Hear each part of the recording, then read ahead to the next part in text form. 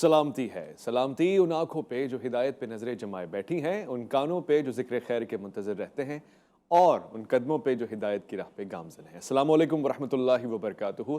تمام تعریفیں خدائے بزرگ برتر کے لیے جو وحدہ لا شریک ہے، نہ کوئی ثانی نہ کوئی ہمسر، درود لامحدود محبوب رب الودود، راحت العاشقین مراد المشتاقین حضرت محمد مصطفیٰ، آپ کی آل پاک، آپ کے جانثار انصار اور اصحاب پر زمن۔ آپ دیکھ رہے ہیں الف لام میم، میں آپ کا میزبان محمد اویس ربانی تہہ دل سے آپ کو کہتا ہوں خوش آمدید۔ آج تاریخ میں جب میں نے جھانکا تو مجھے نظر آیا ایک ایسا شخص جو مستقل اور مضبوط ایمان کے ساتھ ڈٹا ہوا ہے، اور اس کے ساتھ اس کی شرم اور حیا کی پیکر کی تفاسیر اور وہ تراجم ہیں کہ جو اس کی زندگی اور اس کے کردار کی وضاحت کرتے ہیں، آشکار ہوتے ہیں، نظر آتے ہیں۔ کبھی وہ سفیر رسالت مآب صلی اللہ علیہ وآلہ وسلم بن کر مکہ مکرمہ میں داخل ہوتا ہے، کبھی اسی کے نام اور اسی کی یاد سے بیعت ہوتی ہے، اور کبھی اس کو یاد کیا جاتا ہے ایک اور عنوان سے کہ وہ غنی ہے، سخی ہے، اور اس کے پاس اتنا کچھ ہے کہ جتنا کچھ اسلام کو مل رہا ہے آج تک اس کے فیض و لطف و کرم سے ہے۔ اور ہاں، کبھی اس کا ایک اور پہلو ہے، وہ فاتح ہے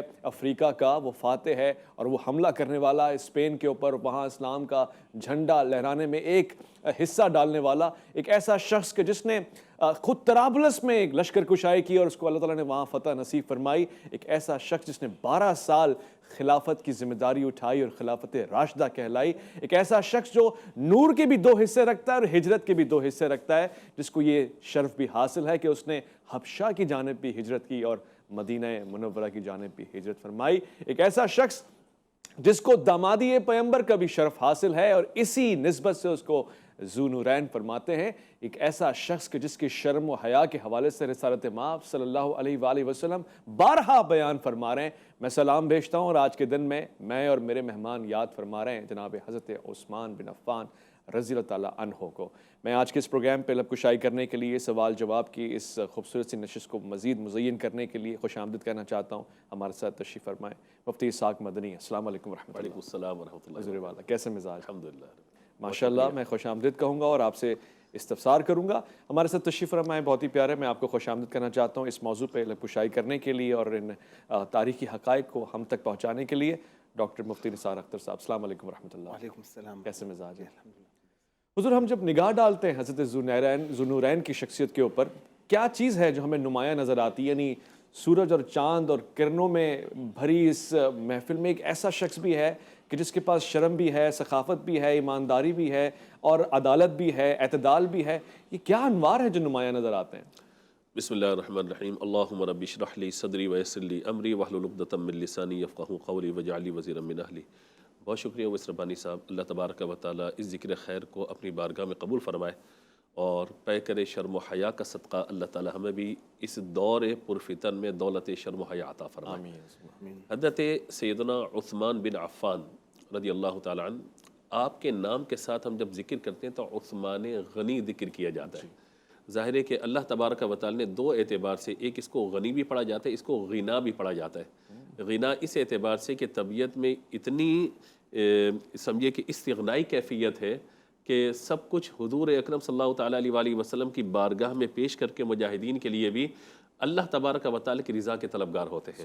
تو اس اعتبار سے غنا ہے، مال کے اعتبار سے کہ غنا، اور غنی اس اعتبار سے کہ نبی مکرم علیہ الصلوۃ والسلام کی بارگاہ میں جب بھی کسی نے کوئی سوال کیا اور حضور نے صحابہ کرام سے مخاطب ہوتے ہوئے ارشاد فرمایا کہ کیا کہتے ہو اس بارے میں کہ کون ہے مدد کرنے والا، کون ہے مسلمانوں کے لیے پانی کو جمع کرنے والا، کون ہے اس کنویں کو وقف کرنے والا، تو وہاں پر آپ کو ایک ہستی جو نمایاں طور پر نظر آتی ہے۔ تمام صحابہ نے اپنا حصہ جمع کیا، سب نے شامل کیا، لیکن جب زیادہ غنا کی بات آتی ہے یا زیادہ غنی ہونے کی بات آتی ہے، زیادہ جود و سخا کی بات آتی ہے، تو رحمت کونین صلی اللہ تعالیٰ علیہ وآلہ وسلم کی نگاہ مبارکہ میں جس ہستی کا انتخاب ہمیں ٹھہرا ہوا نظر آتا ہے وہ حضرت سیدنا عثمان غنی رضی اللہ تعالیٰ عنہ ہے۔ اور آپ یہ دیکھیے کہ مکمل سیرت مبارکہ حضرت عثمان غنی رضی اللہ تعالیٰ عنہ کی آپ یہ دیکھیں گے تو آپ کو ایک ایسی ہستی نظر آئیں گی کہ آپ کو لگے گا کہ ہر صحابی کے اندر جو کوالٹیز ہیں، جو خصوصیات ہیں، جو ان میں صفات ہیں، وہ اپنے مقام پر ہیں، لیکن جس صحابی کے آپ انفرادی شان یا انفرادی فضیلت کو آپ اٹھائیں گے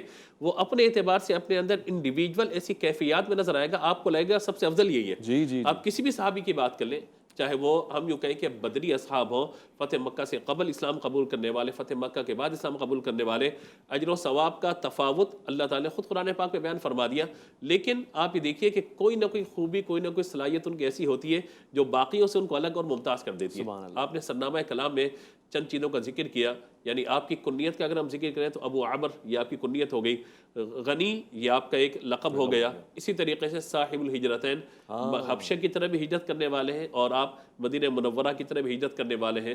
ذوالنورین کا آپ نے ذکر کیا کہ ایک صاحبزادی کے جب انتقال ہو جاتا ہے بدر کے موقع پہ تو اس کے بعد نبی مکرم علیہ الصلوۃ والسلام دوسری شہزادی کا نکاح فرما دیتے ہیں، اور جب دوسری کا بھی انتقال ہو جاتا ہے تو حضور کا یہ فرمان جس روایت کو زیادہ بیان فرمایا گیا کہ اگر تیرے نبی کی 10 بیٹیاں ہوتی، ایک کے بعد ایک کا انتقال ہوتا رہتا تو ساری کی ساری تمہارے نکاح میں دے دیتا. بعد نے کہا 40 کا ذکر ہے، بعد نے کہا کہ 100 کا ذکر، لیکن یہ جو 10 کا عدد ہے نا یہی تکمیل کرتا ہے 9 کے عدد کے بعد 10 کو. کیا بات ہے. کیونکہ 9 کا عدد یہاں مکمل ہوا، جہاں 10 ہے تو کثرت کی طرف اشارہ، یعنی کثیر بیٹیاں ہوتی، ایک کے بعد ایک کا انتقال ہوتا ہے، سب کے سب تیرے نکاح میں.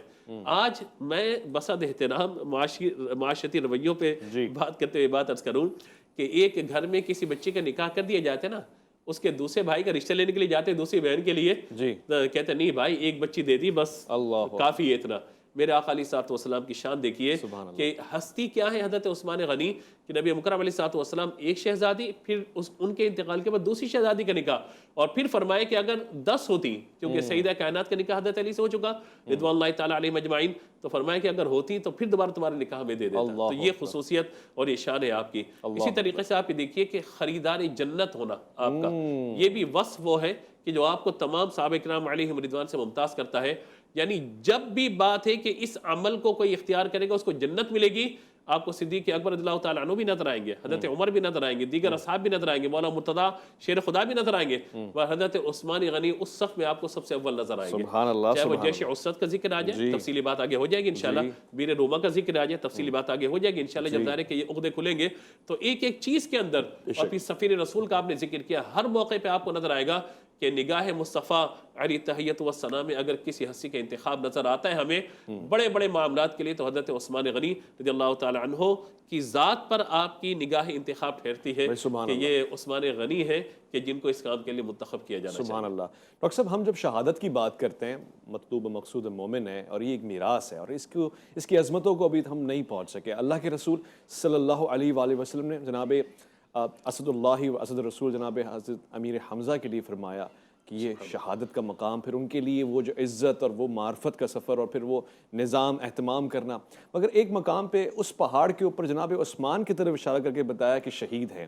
تو یہ جو شہادت کا پہلو ہے میں چاہتا ہوں اس کو اجاگر فرمائیں، اس کا پس منظر کیا ہے، سیاق و سباق کیا ہے، اور اس نتیجے تک ہم کیسے آئے کہ اتنے بڑے معصوم، یعنی میں اس حوالے سے معصوم کہہ رہا ہوں کہ عظمتوں میں نہ کہ کسی اور دیگر رشتہ میں، ایسا شخص کہ جو حیادار بھی ہے، شرافت دار بھی ہے، 12 سال خلافت کا امین بھی ہے، اس پہ شہادت کا یہ بار کیوں؟ بسم اللہ الرحمن الرحیم، نحمدہ ونصلی ونسلم علی رسول الکریم، اما بعد فاعوذ باللہ من الشیطان الرجیم، بسم اللہ الرحمن الرحیم، رضی اللہ عنہم ورضوا عنہ اولئک هم المفلحون. حقیقت یہ ہے کہ پیارے نبی صلی اللہ علیہ وسلم کے اگر کسی بھی صحابی کے بارے میں بات کی جائے تو ہر ایک کو اللہ پاک نے بے شمار صفات و کمالات سے نوازا ہے، اور ہر ایک صحابی اپنی مثال آپ ہے. پھر اس میں عشرہ مبشرہ کی جب بات آتی ہے تو پھر ان کی الگ شان ہوتی ہے. پھر عشرہ مبشرہ میں بھی جب تخصیص ہوتی ہے خلفائے راشدین تو ان کی اپنی مثال آپ ہے. پھر حضرت عثمان غنی رضی اللہ عنہ کہ اگر ہم سلسلہ نسب پہ غور کریں تو ان کا سلسلہ نسب جا کے پیارے نبی صلی اللہ علیہ وسلم سے 5ویں پشت پر ملتا ہے. آپ دیکھیں گے حضرت عثمان رضی اللہ عنہ کے جو والد عفان ہیں، ان کے والد ابو العاص ہے، ان کے والد امیہ، عبد شمس، عبد مناف پہ جا کے پیارے نبی صلی اللہ علیہ وسلم کے ساتھ یہ سلسلے مل جاتے. پھر حضرت عثمان رضی اللہ عنہ کی جو نانی تھی وہ پیارے نبی صلی اللہ علیہ وسلم کی پھوپھی تھی، اتنی آپ کو قربت حاصل رہی.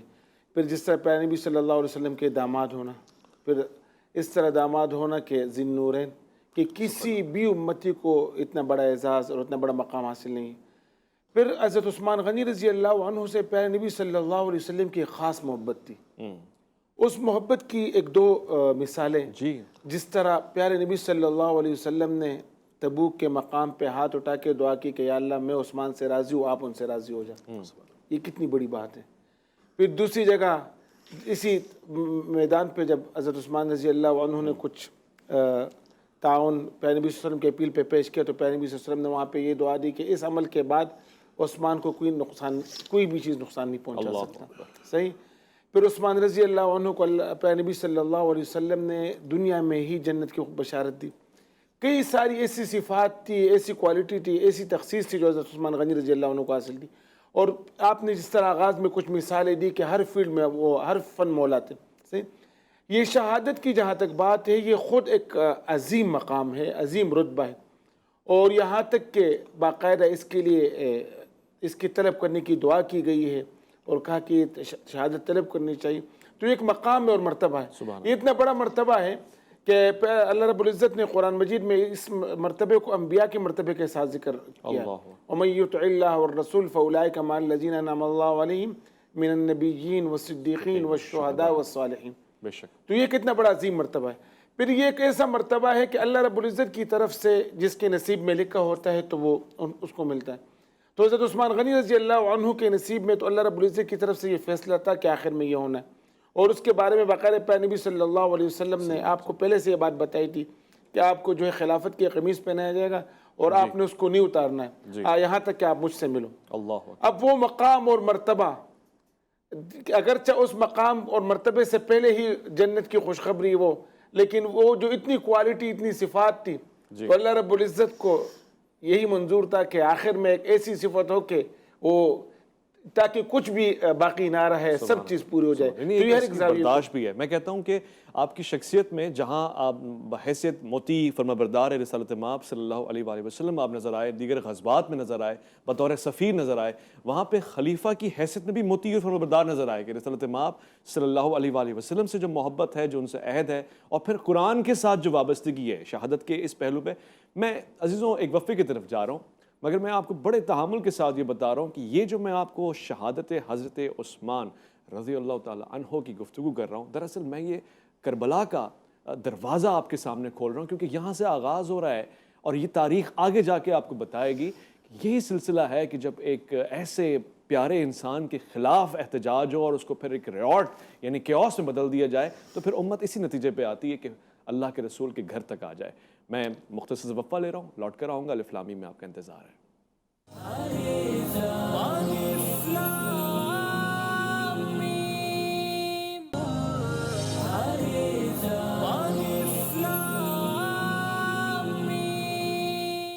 خوش آمدید. گفتگو ہو رہی ہے خلیفہ ثالث کے حوالے سے، اور کیا بہترین شخصیت، کیا کردار میں آپ کو بتانا چاہتا ہوں کہ ایک تو رقاب رسول یعنی اصحاب رسول میں آپ کا شمار ہوتا ہے، پھر عشرہ مبشرہ میں آپ کو ایک خاص مقام حاصل ہے، اور پھر میں یہ بھی کہوں آپ کو کہ ایک ہوتی ہے کمپنی جس کے لیے انگریزوں نے کہا کہ man is known by the company he keeps. ان کو خود رسالت مآب صلی اللہ علیہ وآلہ وسلم کی کمپنی حاصل ہے، ساتھ دیگر شیوخ یعنی بزرگ اصحاب کی جن کے ساتھ آپ اٹھتے بیٹھتے ہیں. آپ کو ایک خاص اعزاز اور بھی حاصل ہے. میں اس حوالے سے بات کرنا چاہتا ہوں مفتی صاحب سے. صاحب یہ یعنی حیا کا پہلو ایک طرف، خلافت کی ذمہ داری ایک طرف، مگر یہ جو سخاوت کا پہلو ہے، کہیں کنواں کھلوا دینا، کہیں لوگوں مسلمانوں کے لیے ایسا اہتمام کرنا کہ اب تک اس سے اجر مل رہا ہے، نسبتیں جاری ہیں، یہ پہلو بہت نمایاں ہے. اس پہ میں چاہتا ہوں کہ ہم بات کریں. ہمیں بھی اس سے ایک پیغام ملتا ہے کہ کوئی ایسا کام کر جائیں کہ جو یادگار رہے. بسم اللہ الرحمن الرحیم. دیکھیں بڑی اہم بات کی طرف آپ نے توجہ دلائی ہے کہ سخاوت کا معاملہ. حضرت عثمان غنی رضی اللہ تعالی عنہ کی سخاوت کی ظاہر کہ شہرہ ہے اور اس کی دھوم ہر طرف مچی ہوئی ہے، اور ہمارے تو اہل نظر اہل محبت یہ بات کہتے ہیں کہ اللہ مال دے تو عثمان غنی جیسا دے.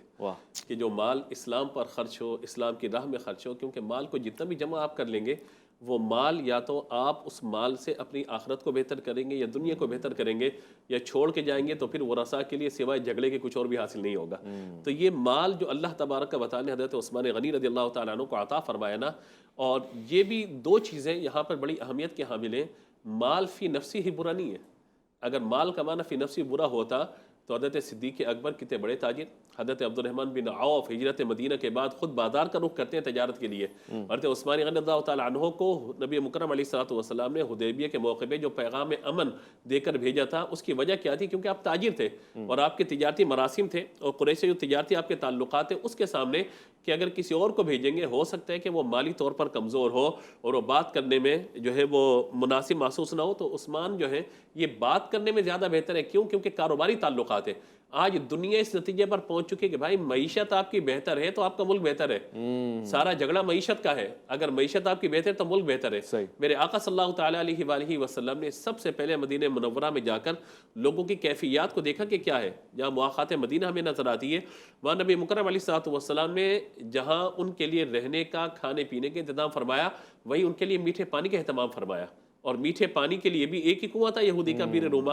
اور یہی بات کہی گئی نا کہ کون ہے جو اس کو خرید کے وقف کر دے. حضرت عثمان رضی اللہ تعالیٰ عنہ تک جب یہ بات پہنچی، آپ اس نشست میں موجود نہیں ہیں، آپ تک یہ بات پہنچی ہے، تو آپ نے کہا کہ اس کے لیے بشارت کیا دی ہے؟ کہ حضور نے فرمایا کہ جو اس کنویں کو خرید کر مسلمانوں کے لیے وقف کرے گا، اس کے پانی کو بیچے گا نہیں، وقف کر دے گا، اس کے لیے جنت کی بشارت ہے. آپ حاضر ہوئے، یا رسول اللہ یہی بات ہے کہ یہ بات؟ کہا حضور میں نے خرید لیا اور وقف کر دیا، آپ کی مل کر دیا. تو یہاں یہ بات ہے کہ اپنی زندگی میں اپنے مال کے ذریعے کوئی نہ کوئی ایسا کام ضرور کیا جائے کہ ہم قبر میں چلے جائیں، ثواب جاری پیچھے ہمارا چلتا رہے. ثواب عارضی اور ثواب جاریہ کے اندر یہ فرق ہے. دوسرا جو میں چاہتا ہوں کہ اس پہلو پر شرم و حیا پر بھی ہم بات کریں، کیونکہ یہ وہ دور ہے کہ آج ایک اسمارٹ فون نے ہماری تنہائی کو گندا اور غلیظ کر دیا ہے. ہماری خلوتیں، تنہائیاں جو پاک ہوتی تھی، آنسوؤں سے لبریز ہوتی تھی، بندہ تنہائی میں اللہ کی جو دعائیں کرتا تھا، اب تنہائی ہے اور میرا موبائل ہے، اور اس تنہائی نے ہمیں خراب کر کے رکھ دیا. پہلے تو یہ ہوتا تھا بگڑنے کے لیے کوئی سینما جائے گا، بگڑنے کے لیے کہیں جو ہے مطلب ٹی وی یا LED پر فلم دیکھے گا، جا کے ماحول ہوگا، انوائرمنٹ ہوگا. اب تو بگڑنے کے لیے آپ کو ایک کمرہ، ایک چھوٹا سا آپ کو جو ہے لیپ ٹاپ یا آپ کو اسمارٹ فون آپ کے ہاتھ میں، تو آپ کی شرم و حیا ختم ہو گئی. اور یہ شرم و حیا وہ ہے کہ ایمان اور شرم و حیا دونوں ایک ساتھ ہیں، اور ایمان اور حیا دونوں ایک ساتھ چلیں گے. جہاں حیا چلی گئی وہاں ایمان چلا گیا. اور یہ میں خود نہیں کہہ رہا، میرے آقا علیہ الصلوۃ والسلام نے بیان فرمایا کہ حیا اور ایمان دونوں ایک ساتھ چلیں گے. اور کسی صحابی کے لیے یہ کہنا کہ شرم و حیا کا استعارہ اگر کوئی نظر آتا ہے، ہر صحابی جو ہے وہ شرم و حیا والا، لیکن استعارہ اگر آپ کہیے تو استعارے کی مراد کیا ہے یہاں پہ؟ یعنی جو شرم و حیا کا انتہائی درجہ ہو سکتا ہے، انتہائی درجہ جس تک اس کی سوچ و فکر نہ جائے. حضرت عثمان غنی کی ذات آپ کو نظر آئے گی. وجہ اس کی کیا ہے؟ کہتے ہیں کہ جب سے میں نے یہ ہاتھ حضور کے ہاتھ میں دیا، اپنی شرمگاہ کو ہاتھ نہیں لگایا. وہ دور تھا کہ لوگ جو ہے وہ جاتے تھے دریاؤں پہ، نہروں پہ، اور برہنہ ہو کر غسل کیا کرتے تھے. آپ تنہائی اپنے کمرے کے اندر غسل کر رہے ہیں، تب بھی اپنی شرمگاہ کو نہیں دیکھ رہے اور اپنا لباس پورا جسم سے جو ہے جدا نہیں کر رہے. ایسی شرم و حیا آپ کو کہاں نظر آئے گی؟ تو یہ تقاضا ہے اس دور کا. میں سمجھتا ہوں کہ جو بے شرمی، بے حیائی کی وجہ سے انسان بے باکی کی طرف جا رہا ہے اور بے ادبی کی طرف جا رہا ہے، تو اس کی سب سے بڑی وجہ بے شرمی ہے. کیونکہ ایک دوسرے سے بات کرنے کا یہ بھی ایک ادب احترام کا تقاضا ہے، ایک دوسرے کو دیکھنے کا. آج ہماری نظریں پاکیزہ ہونی چاہیے، سوچ و فکر پاکیزہ ہونی چاہیے، دل پاکیزہ ہونا چاہیے، کیونکہ دل تک کا راستہ یہ آنکھ ہے. اور یہ آنکھ اگر میری پاکیزہ ہے نا، میرا دل پاکیزہ رہے گا. تو اس دور کے اندر حضرت عثمان رضی اللہ تعالیٰ عنہ کی شرم و حیا کا وہ پیغام جو آپ نے اپنی زندگی میں چھوڑا، اس کو ہمیں شامل کرنے کی ضرورت ہے، بچوں کے لیے، بچیوں کے لیے، اور میرے لیے بھی، آپ کے لیے، سب کے لیے، کہ ہم اپنی تنہائی کو گناہوں سے آلودہ کر رہے ہیں. یہ ہماری تنہائی رب کے حضور آنسو بہ کر پاک و صاف ہو رہی ہے. مصعب، ایک خوبصورت پہلو یہ بھی، اور میں چاہتا ہوں گویا اس مرحلے میں ہم نے یہ دیکھ لیا کہ نگاہ رسالت مآب صلی اللہ علیہ وآلہ وسلم میں اہمیت اور رتبہ اور مقام کیا جناب حضرت عثمان بن عفان کا رضی اللہ عنہ. نگاہ اصحاب میں آپ کا کیا مرتبہ ہے؟ اصحاب کے دوران اور ان کے درمیان کیا معاملات ہیں؟ جی، نگاہ اصحاب سے پہلے میں دو حدیث پیارے نبی صلی اللہ علیہ وسلم کی پیش کروں. حضرت مرہ رضی اللہ عنہ فرماتے ہیں کہ ایک دفعہ پیارے نبی صلی اللہ علیہ وسلم فتنوں کا ذکر کر رہے تھے کہ آنے والا وقت بڑے فتنوں کا ہے، اور آپ کچھ فتنے بیان کر رہے تھے، تو وہاں سے ایک شخص گزر رہے تھے، سر پہ ان کی چادر تھی. تو پیارے نبی صلی اللہ علیہ وسلم نے فرمایا کہ یہ شخص اس وقت بھی اسی ہدایت کے راستے پہ ہوگا. تو حضرت مرہ رضی اللہ عنہ فرماتے کہ میں نے سر اٹھا کے دیکھا تو میں نے پوچھا تو کہ یا رسول اللہ یہی شخص، اور جب پیارے نبی صلی اللہ علیہ وسلم نے فرمایا کہ ہاں یہی شخص، اور جب دیکھا تو وہ شخص حضرت عثمان غنی رضی اللہ عنہ ہوتے. یعنی یہ تو ان کا مقام اور اسٹیٹس ہے. پھر ایک دوسری حدیث ہے، یہ ابن ماجہ کی حدیث ہے کہ حضرت عبداللہ ابن عمر رضی اللہ عنہ فرماتے ہیں کہ فتنے کے دور میں حضرت عثمان غنی رضی اللہ عنہ کو شہادت نصیب ہوگی، جو اسی طرح ہوا. پھر صحابہ کرام رضوان اللہ عنہم اجمعین کے ہاں ان کا جو مقام ہے، تو حضرت ابوبکر صدیق رضی اللہ عنہ کی جو مجلس مشاورت تھی، جی آپ ان کے بنیادی رکن تھے۔ حضرت عمر فاروق رضی اللہ عنہ کی جو خلافت کے لیے تحریر لکھی جاتی تھی، وہ تحریر آپ نے لکھی، صحیح، جہاں کاتب وحی کا جو مقام تھا، جو مرتبہ تھا، جو بڑا اعتماد کا کام ہے، جن پہ سب کو اعتماد ہوتا ہے، اس مقام پر آپ حضرت عثمان غنی رضی اللہ عنہ فائز تھے۔ جب صحابہ کرام رضوان اللہ عنہ مجمعین کے درمیان کوئی بات حضرت عثمان غنی رضی اللہ عنہ فرماتے تو سب کو فوراً مطلب اس بات پہ اس کو قدر کرتے، وزن ہوتی ان کی بات کی۔ اسی طرح اس کی مثال یہ ہے، ایک اور مثال میں دیتا ہوں کہ جب حضرت عمر فاروق رضی اللہ عنہ کی شہادت، جب ان کو وہ زخمی ہوئے تو انہوں نے اپنی شہادت سے پہلے 6 رکنی کمیٹی بنائی، اور 6 رکنی کمیٹی میں انہوں نے کہا کہ بھائی 6 رکنی کمیٹی فیصلہ کرے کہ کس کو اگلا خلیفہ بنانا ہے۔ اس میں حضرت عثمان رضی اللہ عنہ تھے، علی رضی اللہ عنہ تھے، حضرت طلحہ تھے، حضرت زبیر رضی اللہ عنہ، حضرت عبد الرحمن بن عوف، سعد بن ابی وقاص رضی اللہ عنہ۔ تو جب ان صحابہ کرام کی رائے لی گئی، 3 دن جب ان پہ مشاورت ہوئی، تو آخر میں یہ فیصلہ ہوا کہ حضرت عثمان غنی رضی اللہ عنہ کو، یہ ان کے تقوی کو، مقام کو، مرتبے کو دیکھ کے حضرات صحابہ کرام رضوان اللہ اجمعین نے یہ فیصلہ کیا۔ پھر جب پیارے نبی صلی اللہ علیہ وسلم ہی کے دور میں جب وہاں قاصد کے طور پر بھیجنے کی نوبت آئی تو حضرت عثمان غنی رضی اللہ عنہ کی سلیکشن ہوئی۔ جب پیارے نبی صلی اللہ علیہ وسلم نے فرمایا کہ جنت میں ہر ایک نبی کا کوئی دوست ہوگا، کوئی رفیق ہوگا، تو میرا رفیق حضرت عثمان غنی رضی اللہ عنہ ہوگا۔ تو خلاصہ یہ ہے کہ جہاں بھی دیکھے، جس جگہ دیکھے، ان کی آدمی حیران ہو جاتا ہے کہ صبح سے لے کے رات تک ان کی کون کون سی صفات، کون کون سی کوالٹیز کاؤنٹ کروں۔ یعنی اس پہ بات ہو نا تو دل بھرتا بھی نہیں، تشنگی اور بڑھتی ہے، چاہتیں بڑھتی ہیں کہ کاش اور سوالات ذہن میں آئیں۔ آپ جب گفتگو فرما رہے تھے، یعنی عہدے بھی، ذمہ داریاں بھی، اور پھر نسبتیں بھی۔ دیکھیے ایک نسبت آپ کی جامع القرآن کے حوالے سے بھی معروف ہے، آپ نے قرآن کو اختتامی اور کاملی انداز سے جمع فرمایا، یہ بھی ایک حصہ آپ کے نصیب میں آتا ہے۔ اور پھر اس کا دوسرا حصہ بھی دیکھیے کہ صرف جامع نہیں بلکہ دافع بھی ہیں، یعنی قرآن کی حفاظت بھی ہو رہی ہے، تلاوت بھی ہو رہی ہے، اور یہی مقام شہادت بھی ہے۔ آج قرآن کے وہ حروف بھی گواہی دے رہے ہیں کہ جس پہ جناب عثمان بن عفان کا خون مبارک آیا، اور آج تک تاریخ میں اس کی مثال نہیں ملتی۔ میں چاہتا ہوں کہ مزید گفتگو ہو، میں چاہتا ہوں کہ ایک اور انداز اور زاویے میں آؤں۔ ایک مختصر وقفہ الف لام میم میں آپ کا انتظار رہے گا۔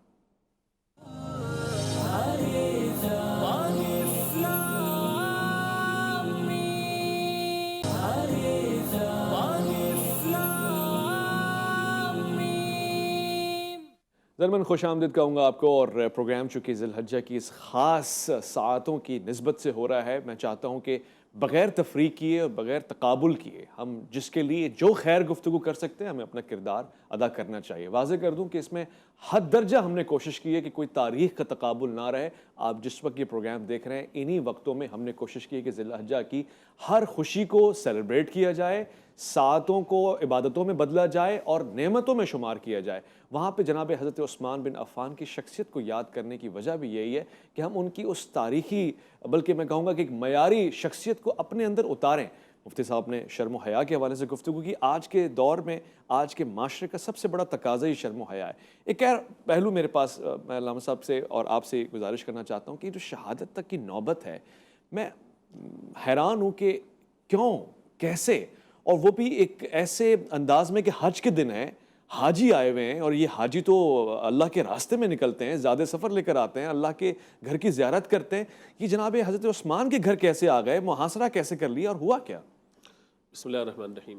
دیکھیے یہ جو شہادت کا معاملہ حضرت عثمان غنی رضی اللہ تعالیٰ عنہ کا ہے نا، وہ ظاہر ہے کہ پہلے سے پلاننگ یہ ساری چیزیں تھیں کہ جب مدینہ منورہ میں رہنے والے حج پہ چلے جائیں، ظاہر ہے کہ 18 ذی الحجہ کو آپ کی شہادت ہے مشہور روایت کے مطابق، اور 40 دن سے آپ کے گھر کا محاصرہ ہے، تو آپ 18 ذی الحجہ کے 18 دن یہ شمار کر لیجئے، ذی قعدہ کے دن آپ شمار کر لیجئے، تو یہ وہ وقت ہے کہ جب رمضان کے بعد لوگ مدینہ منورہ سے نکل کے حج کے لیے جا رہے ہیں، اور مدینہ منورہ میں جو لوگ ہیں وہ اب مدینہ کے مقامی نہیں ہیں، بلکہ باہر کے جو خارجی لوگ ہیں انہوں نے آ کر جو ہے محاصرہ آپ کا کر لیا ہے۔ مظلوم مدینہ، شہید مدینہ حضرت عثمان غنی رضی اللہ تعالیٰ عنہ، 40 دن تک آپ کو بھوکا پیاسا رکھا گیا۔ اور میں تو یہ بات کہتا ہوں کہ ہم کربلا کی ان کیفیتوں کو یاد کرتے ہیں جہاں امام مظلوم پر، حضرت امام حسین رضی اللہ تعالیٰ عنہ، اہل بیت اطہار پہ جو ظلم و ستم ہوا، جو کچھ کیا گیا، ہم اشکبار آنکھوں سے ان کا ذکر کرتے ہیں، اہل بیت اطہار کی قربانیوں کو، لازوال داستانوں کو ذکر کرتے ہیں، آنکھیں بھی اشکبار ہوتی ہیں، دل میں بھی ایک رنج،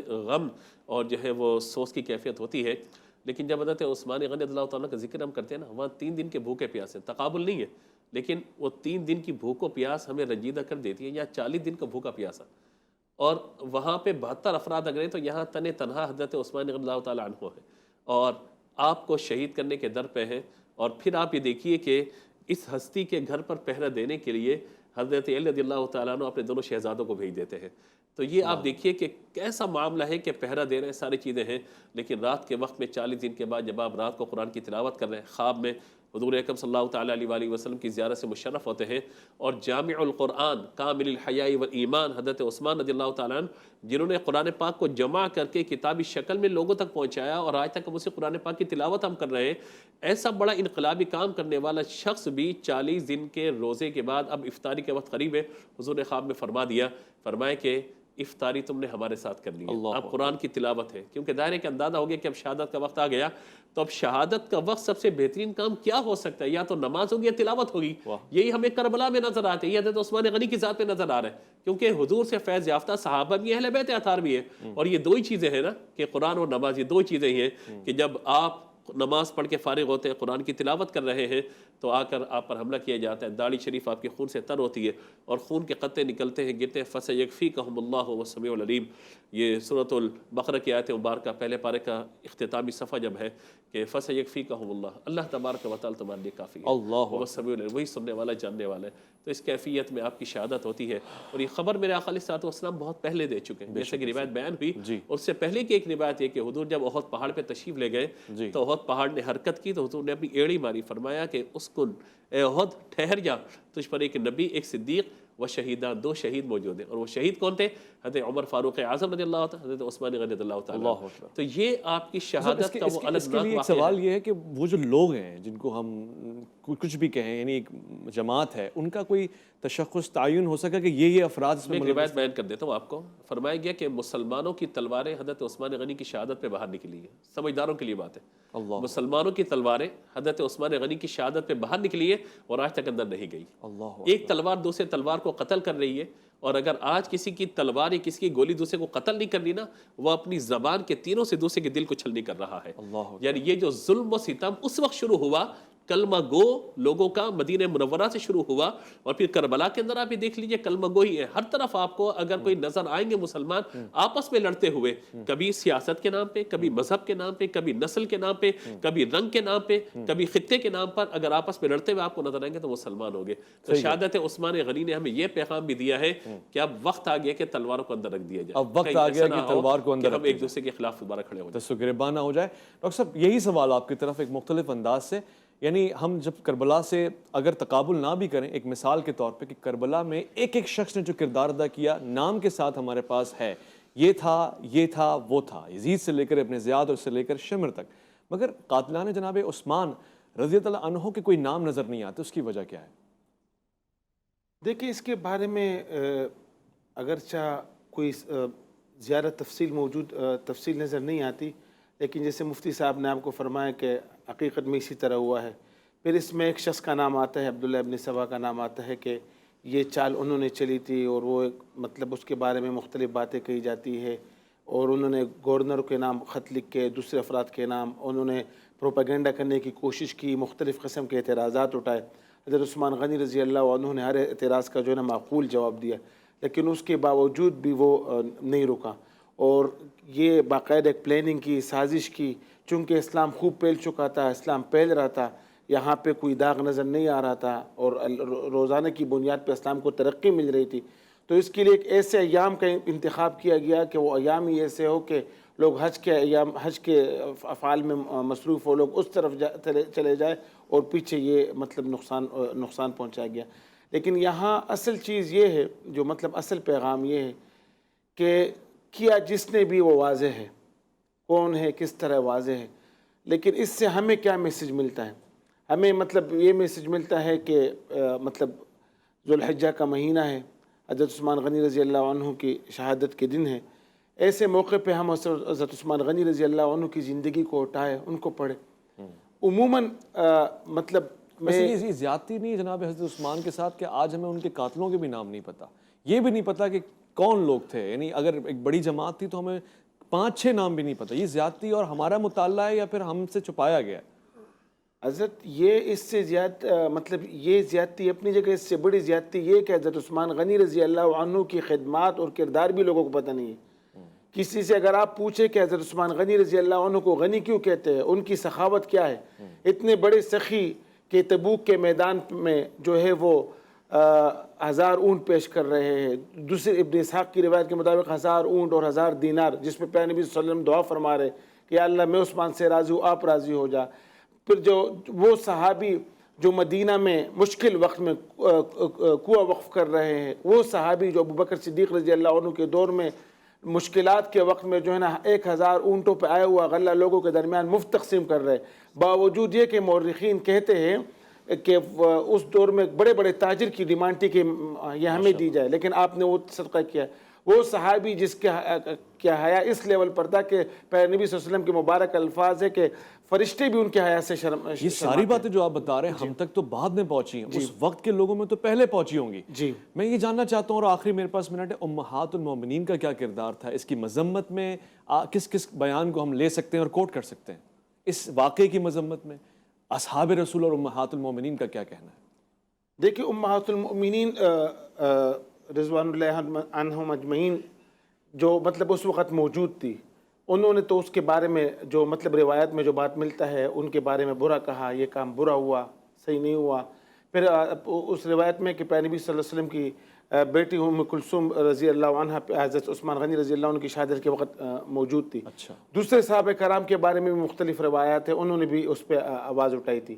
لیکن مسئلہ یہی ہے کہ اس چیز کے متعلق کہ ان کے قاتل کون تھے، اگر ہم اس کے بجائے ان کے کردار کی طرف جائیں، صحیح ظلم ہے ایک ایسا ظلم جس کے بارے میں پہلے بھی وسلم نے پہلے سے اس کے بارے میں پوری تفصیل بتائی ہے. قرآن جو ہے قرآن میں اس کا مقام، اس کا مرتبہ، نبی کے پاس ان کا مقام، اس کا مرتبہ، صحابہ کرام کیا ان کا مقام اور مرتبہ، اور ساری چیز یہ تھی. اور سب کچھ پہلے سے پہلے بھی وسلم نے بتایا تھا کہ آگے یہ واقعات پیش آنے والا ہے. اور یہ بھی اللہ کے نبی کی حدیث میں یہ کہ ایک منافق شخص، منافقین آپ سے جو ہے نا وہ آپ سے چینیں گے آپ کی خلافت کا، لیکن آپ نے نہیں مطلب آپ نے نہیں چھوڑنا ہے، آپ نے آخر تک جو نا اپنے اس عہدے پہ قائم رہنا ہے. اسی وجہ سے تو حضرت عثمان غنی رضی اللہ عنہ نے فرمایا کہ مشکل وقت میں بھی چونکہ پیارے نبی کی یہ نصیحت تھی میں پیچھے نہیں ہٹا، 40 دن تک بھوک اور پیاس کی تکلیف برداشت کی، مشکل حالات برداشت کیے، وہ دن روزوں کی اس سے بھی ہمیں ایک مثال ملتی ہے کہ صبر اور برداشت کی ایک عمدہ مثال ہے جو آپ نے قائم فرمائی،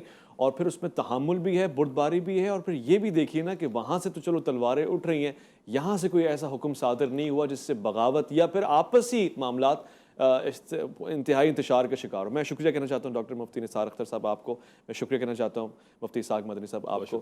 آپ نے خواتین و حضرات بہت ہی توجہ کے ساتھ اس پیاری گفتگو کو ملاحظہ فرمایا اور سماعت فرمایا. میں یہ کہنا چاہتا ہوں کہ بہت پیاری بات ڈاکٹر صاحب نے فرمائی کہ کردار پہ توجہ رکھیے اور روشنی ڈالیے. مفتی صاحب نے ایک مثال رکھ دی کہ شرم و حیا اس معاشرے میں نہیں معلوم کہاں جا رہی ہے، اور پھر یہ نہیں ہے تو دین کیا ہے. چاہے آپ کسی بھی دین سے تعلق رکھتے ہیں، مگر اگر آپ میں انسانیت کی شرم نہیں ہے، اگر آپ یہ نہیں جانتے کہ اخلاق کیا شے ہوتی ہے، تو پھر آپ نے حضرت عثمان سے کچھ سیکھا ہی نہیں. میں چاہتا ہوں کہ آج جناب حضرت عثمان بن عفان رضی اللہ عنہ کو آپ ایک مثال بنائیں اور اسی مثال کے پیروکار ہو جائیں، بجائے یہ کہ آپس میں اختلافات رکھیں، اتفاقات اور اتحاد پہ آئیں اور کوشش کریں کہ اپنی عملی زندگی میں یہ جو انمول ہیرے آپ کو آپ کی شخصیت میں نظر آتے ہیں اس کو اتارنے کی کوشش کریں. اپنا خیال رکھیں گے، آپ اپنے سے بڑھ کے خیال رکھیں گے ملک پاکستان کا، اللہ کے فرمان کا. ویس ربانی کو دیجیے گا اجازت.